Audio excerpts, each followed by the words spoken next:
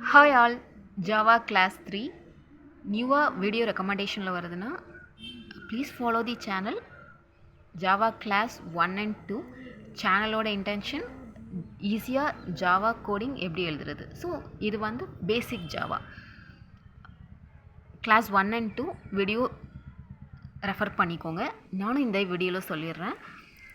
Java class 1ல் நம்ம என்ன லேர்ன் பண்ணிக்கிட்டோம் அப்படின்னா, ஜாவா இதனால் யூஸ் பண்ணுறோம், ஜாவாவோட பெனிஃபிட்ஸ் என்ன, இதனால் மிஷின் லாங்குவேஜ் ஏன் கம்ப்யூட்டருக்கு நீட் அப்படிங்கிறது எல்லாமே ஜாவா 1ல் கிளாஸ் 1ல் லேர்ன் பண்ணிப்போம். Introduction video. Java class 2 Java and Eclipse installation. ஏன்னா டெக்னாலஜி அப்படின்னாலே நம்ம இன்ஸ்டால் பண்ணோம் நம்ம சிஸ்டத்தில், நம்ம பர்சனல் லேப்டாப்பில் அந்த அப்ளிகேஷன் இருந்தால் தான் அதை வச்சு நம்மளால் கோட் பண்ண முடியும். ஸோ இது ஜென்ரல் ப்ராசஸ். ஸோ விண்டோஸுக்கு தான் நான் வந்து பிடிஎஃப் ஷேர் பண்ணியிருப்பேன் இன்ஸ்டாலேஷன் எப்படின்னு சொல்லிட்டு. மேக் இருந்தால் கூட ஐ வில் ஷேர். இன்ஸ்டாலேஷன் பண்ணாமல் கண்டிப்பாக ஜாவா வந்து லேர்ன் பண்ணிக்க முடியாது. Introduction must. So personal laptop கண்டிப்பாக வேணும். Okay, Java class 3. So class 3ல் நம்ம என்ன பண்ண போகிறோம்? கோடிங் பண்ண போகிறோம்னா கிடையாது. கோடிங் பண்ணோம்னா protocols, syntax, rules and regulation எல்லாமே தேவைப்படும். என்னோடய ப்ரொனன்சியேஷன் ரொம்ப ஒஸ்ட்டாக இருக்கும், please ignore that, sorry for that. Java அப்படின்னாலே என்னென்ன டேர்ம்ஸ் வந்து ரொம்ப இம்பார்ட்டண்ட், சின்டாக்ஸ் அண்ட் இன்டர்வியூவில் வந்து இது கண்டிப்பாக இந்த மாதிரி டேர்ம்ஸ்லாம் கண்டிப்பாக கேட்குறதுக்கு சான்சஸ் இருக்குது நீங்கள் ஃப்ரெஷராக இருந்தால். ஸோ அதனால் வந்து என்னென்ன டேர்ம்ஸ்லாம் ரொம்ப இம்பார்ட்டன்ட் ஜாவா அப்படிங்கிறத கிளாஸ் 3ல் பார்த்துட்டு நம்ம ஜாவா கிளாஸ் 4லேருந்து நம்ம கண்டிப்பாக கோடிங் போயிடலாம்.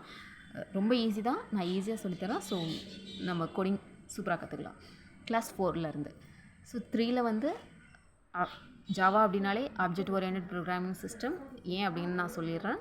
சின்டெக்ஸ் வந்து கோடிங் பண்ணும்போது நான் எதுக்கெல்லாம் சின்டெக்ஸ் வேணும் அப்படிங்கிறது நான் சொல்லிடுறேன். JDK, Java development kit, Java virtual machine, JVM, Java runtime environment, JRE, platform independence, class spelling மிஸ்டேக்காக இருக்கும், sorry, class object methods, Pascal and camel notations. So இதெல்லாம் தான் வந்து நீங்கள் ஜாவா லேர்ன் பண்ணணும் அப்படின்னா இந்த டேர்ம்ஸ்லாம் வெரி இம்பார்ட்டண்ட். இன்டர்வியூக்கு கண்டிப்பாக யூஸ் ஆகும். ஃப்ரெஷராக இருந்தால் கண்டிப்பாக லேர்ன் பண்ணிக்கோங்க. இதனால் ஆப்ஜெக்ட் ஓரியன்டட் ப்ரோக்ராமிங் சிஸ்டம் சொல்கிறோம் அப்படின்னா, C++ வந்து கம்ப்ளீட்லி டிஃப்ரெண்ட். அது எல்லாமே வந்து பிளாட்ஃபார்ம் இண்டிபெண்டன்ஸ் கிடையாது. நீங்கள் சோர்ஸ் கோட் எழுதிட்டீங்க அப்படின்னா அதை வந்து பர்டிகுலர் சிஸ்டத்தில் மட்டும் தான் உங்களால் யூஸ் பண்ண முடியும். So platform is nothing but operating system. நிறைய ஆப்ரேட்டிங் சிஸ்டம் இருக்குது. விண்டோஸ் இருக்குது, மேக் இருக்குது, லினக்ஸ் இருக்குது, யூனிக்ஸ் இருக்குது. பட் ஜாவா பொறுத்த வரைக்கும் நீங்கள் சோர்ஸ் கோடு எழுதிட்டிங்கன்னா அதை ஜாவா கம்பைலர் வந்து உங்களுக்கு பைட் கோடாக கன்வெர்ட் பண்ணி கொடுத்துரும். அந்த கோடை நீங்கள் எந்த பிளாட்ஃபார்மில் வேணாலும், எந்த ஓஎஸ் ஆப்ரேட்டிங் சிஸ்டமில் வேணாலும் நீங்கள் ரன் பண்ணலாம். ஸோ ஜாவா அப்படின்னாலே சொல்லுவாங்க right one time, run anywhere அப்படின்னு சொல்லுவாங்க. ஸோ விண்டோஸ்க்கு தனியாக நீங்கள் சோர்ஸ் கோடு எழுதணும், மேக் தனியாக சோர்ஸ் கோடு எழுதணும், லினக்ஸ்க்கு தனியாக கோடு எழுதணும்னா கிடையாது. ஏன்னா பேசிக்கே அது தானே. இதனால் வந்து ப்ளே ஸ்டோரில் இருக்கிற ஆப்பை வந்து நீங்கள் மேக்கில் சஃபாரியில் இது பண்ண முடியுமானா கிடையாது. ஸோ அது எல்லாமே ஆண்ட்ராய்டுக்கான ஆப்ஸை வந்து உங்களால் சஃபாரி பிளாட்ஃபார்மில் மேக்கோட பிளாட்ஃபார்மில் உங்களால் இன்ஸ்டால் பண்ண முடியுமானா முடியாது. அதே மாதிரி மேக்கோட ஆப்ஸை வந்து உங்களால் ஆண்ட்ராய்டில் இன்ஸ்டால் பண்ண முடியாது. ஏன்னா அது டிசைனே அப்படி தான் பண்ணியிருப்பாங்க. ஸோ அதுதான் அந்த பிராண்டு.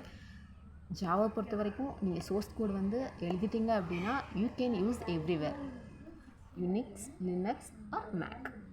ஸோ அதனால தான் வந்து ஆப்ஜெக்ட் ஓரியன்டட் ப்ரோக்ராமிங் சிஸ்டம் வரும். இதுக்கே இவ்வளோ டைம் எடுத்துருச்சு. சின்டெக்ஸ் நோ இஷ்யூஸ், நம்ம கிளாஸ் 4லேருந்து பார்க்கலாம். இதுக்கு இந்த ஜேடிகே, ஜேவிஎம், ஜேஆர்இலாம் யூஸ் ஆகுது அப்படின்னா நான் சொன்னேன்ல, நீங்கள் ரைட் பண்ணிட்டீங்க அப்படின்னா அது கன்வெர்ட் பண்ணிவிடும். அந்த கோடை வச்சு நீங்கள் வந்து அந்த ஃபைலை வச்சு நீங்கள் எந்த கோடில் எந்த பிளாட்ஃபார்மில் வேணாலும் ரன் பண்ணலான்னு.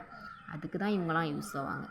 இந்த ஜாவா விர்ச்சுவல் மிஷின் இருக்கு இல்லையா, இந்த ஜாவா விர்ச்சுவல் மிஷின் தான் அதை கன்வெர்ட் பண்ணும், பைட் கோடாக கன்வெர்ட் பண்ணும்.